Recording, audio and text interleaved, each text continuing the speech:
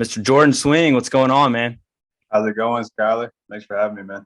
Of course, of course. I actually saw you at Top Golf not too long ago. Are you a golfer? I am. I try to get out there quite a bit. Really, after I graduated college is when I started playing and kind of got obsessed with it. And now every summer I'm home, I'm like at least like two, three times a week trying to get out there. How frustrated do you get? When's the last time you threw a club? It happens often. I guess I'm an angry golfer, you'd say. I think I should be better than I actually am. So I'm pretty hard on myself, even though I shouldn't be. But I don't know. It's fun. It's challenging. I think that's why I like it. It's so much fun to go out there and hit a drive straight down the fairway and then shank one right in the woods. That's so much fun. I mean, those straight ones. That's the ones that keep you coming back. You hit like Absolutely. two or three good shots around, and that's enough to keep me spending $60 on a round. So All you need is that one shot to keep you coming back. exactly. So you're a Birmingham kid. You went to Vestavia. You won a state championship your senior year, and you were also named the Alabama Gatorade Player of the Year over Eric Bledsoe and DeMarcus Cousins. Yeah, that was a wild ride for sure. A lot of ups and downs through that year. We actually, I want to say we lost our last three games going into the playoff or like the area tournament. And then ended up playing really well, won our area. I got hurt in the final game, like messed up my knee pretty bad. I thought I was done for the year actually. Went and got an opinion on it. They said like your ACL's torn, you're gonna have to have surgery, and was like not accepting that because like I could still walk around. It was like really swollen, but I could still walk around. It wasn't like terrible. So I went and got a second opinion actually with Dugas down at St. Vincent's, and he was like, "Yeah, you should be okay. It's partially torn, but it wasn't enough to like fully have surgery on it." So was going to like rehab like three times a day, just like strengthening up the knee again and those muscles around it, and was able to just throw a brace on and tough it out for the rest of the run, and ended up winning that state that senior year. It was a pretty cool experience. Some people may not know that you didn't go directly to UAB after Vestavia. You went to Western Kentucky. What went into that? I mean, being a Birmingham kid, was playing at UAB always in the back of your mind? Not really. I mean, I was really open for anything. 20 hindsight's always 2020, but going back, I kind of wish I would have waited till after my senior season of high school to sign. Because I had after that big year, I was like Alabama was wanting me. Ole Miss was interested. Oregon State, a couple teams out west were interested, like some major D1s. But I signed early with Western Kentucky. I actually went up kind of crazy. Like they weren't even really looking at me. I went up to a elite camp up there. I played in a tournament. I think this is my junior summer during AAU stuff. I played in a tournament. I can't remember where it was, maybe Vegas. And then coaches saw me there, was like, "Hey, you should come to our elite camp." Went to their elite camp, went up there, like didn't know really anything about it. Played really well. They offered me a scholarship like on the spot. Ended up giving them like a soft verbal commit. And then when signing period came around right before that senior year, I ended up signing with them. They love basketball up there. I thought it'd be like a really cool place to go play. And I really enjoyed my year up there, but I'm, glad I made my way back down to Birmingham and got to play for the city again. And much easier for like friends and family to come watch games. So that was a really cool thing. So what went into that decision to make you transfer to UAB? I was actually back home after my freshman year up there, just playing pickup uh, down here at UAB, and just got seen by one of their GAs, and he was like, "Hey, this guy can play." And they ended up like just kind of in my ear, like, "Hey, if you are ever thinking about transferring anything, like we'd love to talk to you." And when they did that, and then some other stuff that summer, I was just like kind of unhappy up there at Western Kentucky.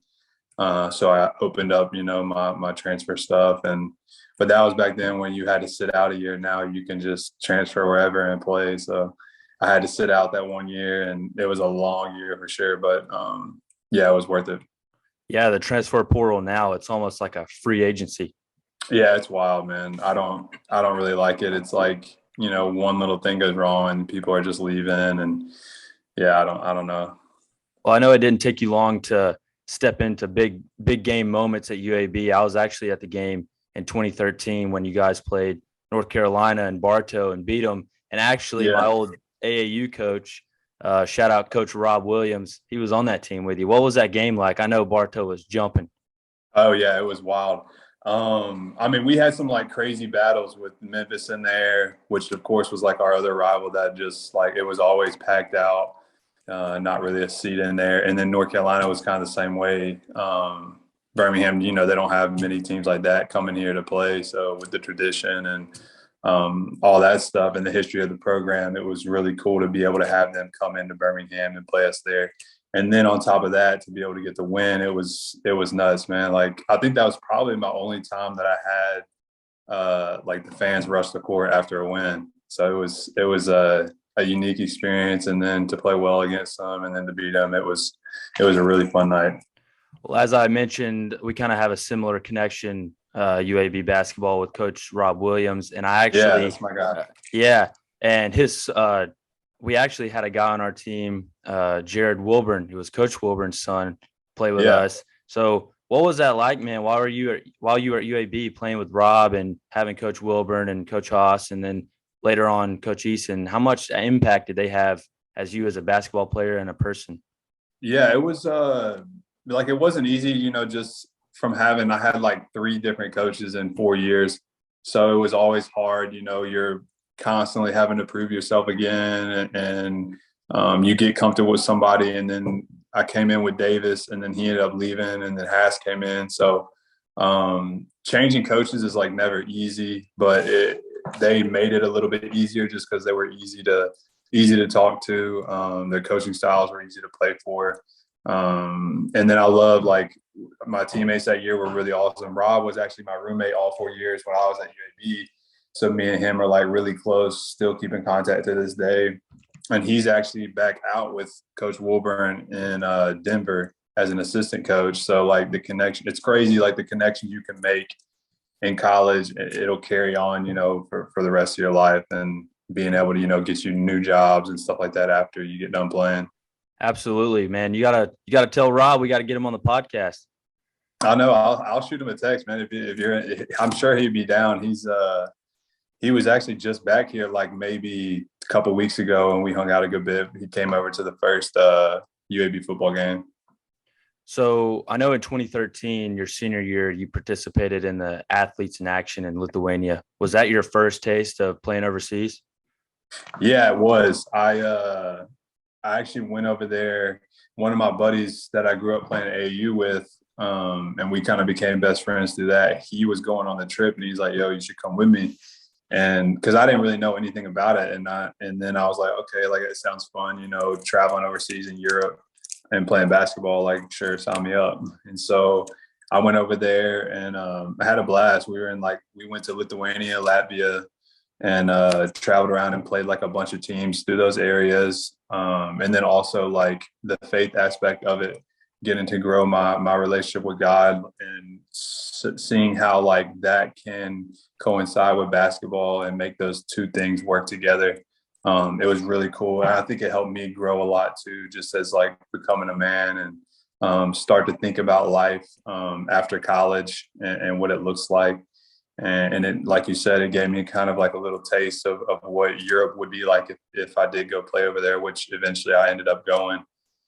So yeah, it was a really great experience. After you graduated, you put your name in the NBA draft hat.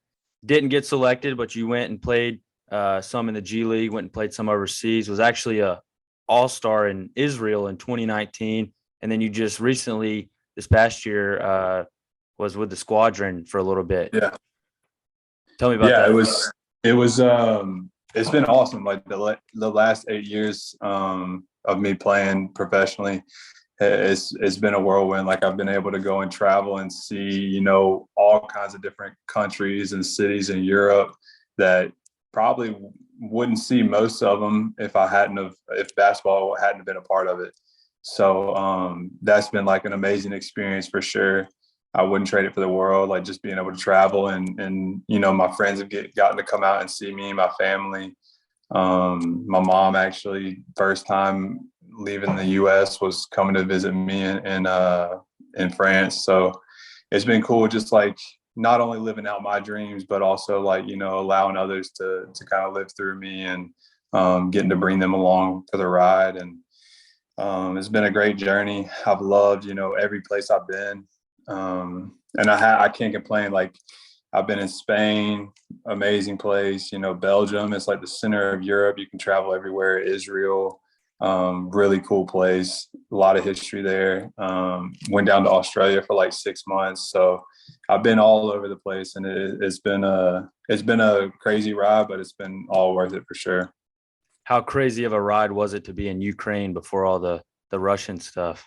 Yeah. That was so I actually had a speaking engagement probably like 3 weeks ago or 4 weeks ago, and I got to kind of relive because they wanted to hear about all that stuff, and I was able to like kind of relive it, and it was cool just to be able to talk through it and like kind of go through the steps, because while I was there, like things didn't seem, I think, as bad as they actually ended up being.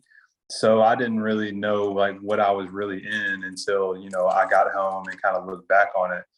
And yeah, looking back on it, it was pretty crazy that I got out when I did, probably like a week and a half before Russia started attacking. And the whole time, like, I think a part of them like wants to keep us calm. So they're, you know, hey, nothing's gonna happen. We're fine. Like this conflict has been going on for years. And then on the other hand, we're getting like emails from the embassy over there in Ukraine saying, you know, President Biden's not going to send troops in to help you get out if war breaks out.